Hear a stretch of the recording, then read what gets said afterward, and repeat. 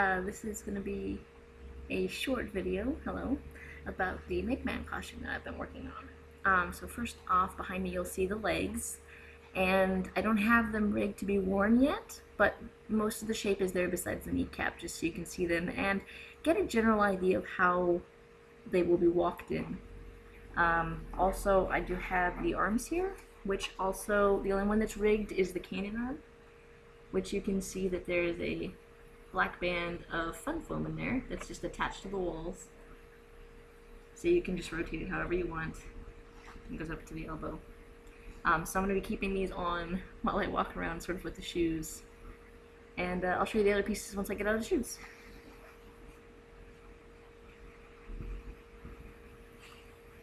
So I'm wearing just some boots. These should be worn in the end with any sort of shoes. I'm going to have an elastic rigging across the bottom with Velcro straps that can be adjusted to any shoe size. Basically, you fit the shoe in first before slipping your foot inside the shoe.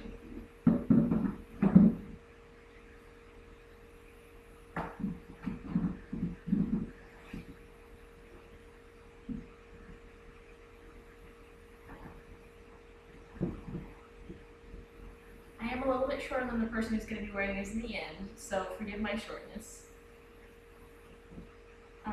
Alright, so basically, once your shoe is in, the bottom of the shoe is open. It is going to have elastic, but it's going to be open. So your foot can actually move down because of the elastic below the actual foot. So say you step on a stair or something, it's gonna like get caught on the stair, but your foot's still gonna be flat on the ground. Same thing when lifting up your leg to move. The actual foot can stay flush while you've picked up your leg, so your leg can go up and down, and they can still remain flush. However, it will likely pick it up like that, which if I put it to the side, looks like that, to walk.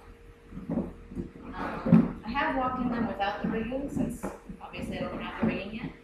I can't really show it that much on here, but let's try.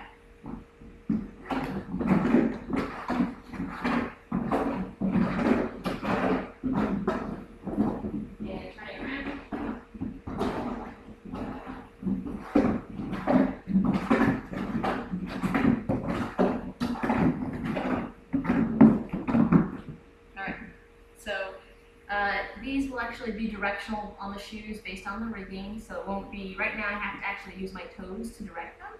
I just pick it up by the toe and then rotate it on the heel. It's really easy. But in the end, the person will just have to move their foot and it will move with it. You don't actually have to lift it up.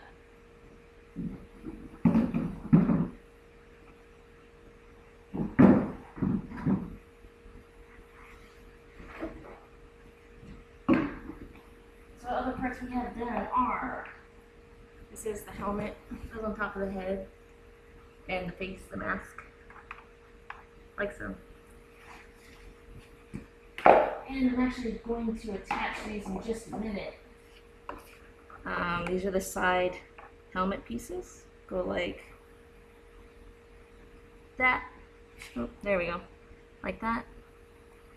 So they come down on either side of the face. Let me hold this one here.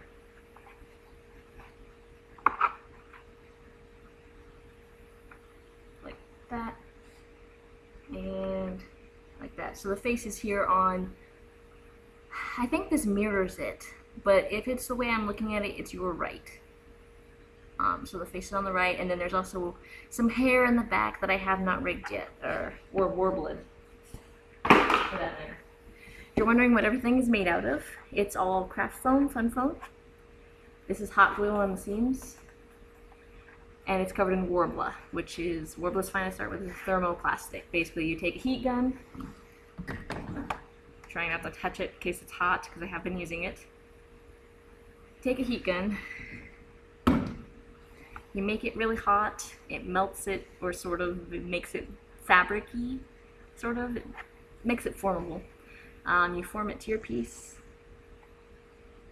and especially with fun foam, you wrap it around the edges because it's not actually sticking to the fun foam, it's just holding the fun foam in there on the edges. And then the fun foam is also there for the shape, so you don't have to figure out the shape later on.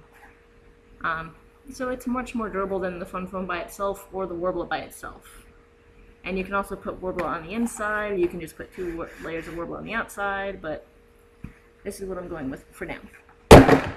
And it's very sturdy. You can just throw stuff. It's also very light. These legs, I want to say they're less than 5 pounds. They're less than 5 pounds. I can pick them up easily. I can throw them up in the air easily. Everything is just very easy with these. I had 3 sheets of Worbla. It was 20 pounds total, and I probably am going to use about 2 1/4 sheets of Worbla. So that's going to be about 15 pounds of Worbla. Maybe add 5 pounds for the craft foam, so 20 pounds total. Everything else is good. I do have the chest plate in the backpack. Backpack has a hole in it, so you can actually store stuff in it. Let me put it on real quick if I can. Sometimes it likes me, sometimes it doesn't.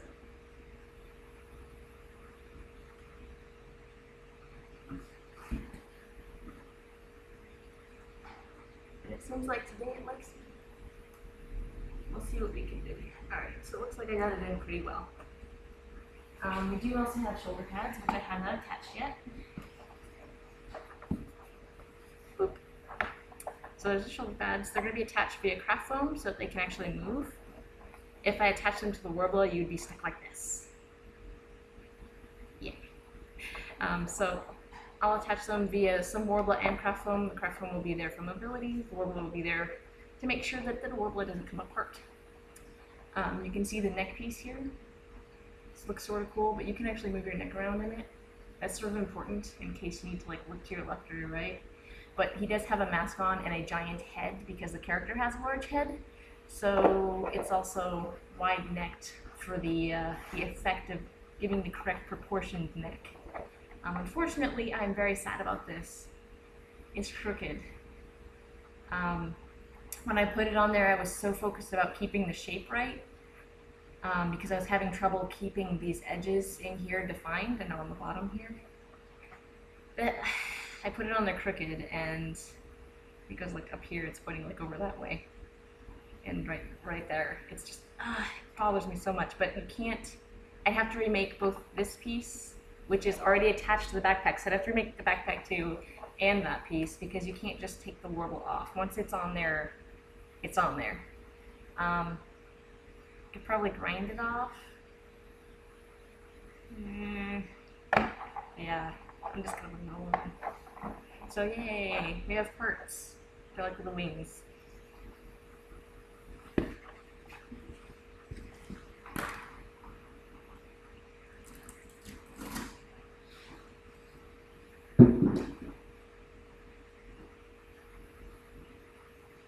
Okay. What else can I tell you guys about? My first visor looks really cool. Unfortunately, it doesn't look as cool in the video. It looks pretty awesome in here, but you can see the paint is uneven, and it's just too wobbly.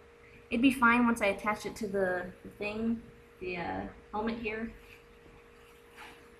but I do need a separate kind of plastic for both the cannon and a bunch of other parts on this costume.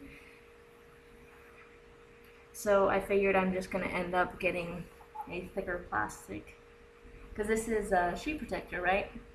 I was like, oh, that'll work, it's plastic, I can cut it out easily and put it whatever shape I want, but it's just too flimsy for some of the shapes on the cannon arm on the left arm here. On the outside here, on this really cool design, I'm going to cover up most of it because it has a giant piece of clear acrylic stuff. And then the commissioner wants to light up the inside. I do have a dome that's going to go in here. I don't know if I'm going to actually affix it in there because of stuff. And I'm running out of time. I have 15 seconds to say goodbye. Goodbye. I'm going to get back to work. I'll let the last 10 seconds work out as I go away. Do, do, do, do, do.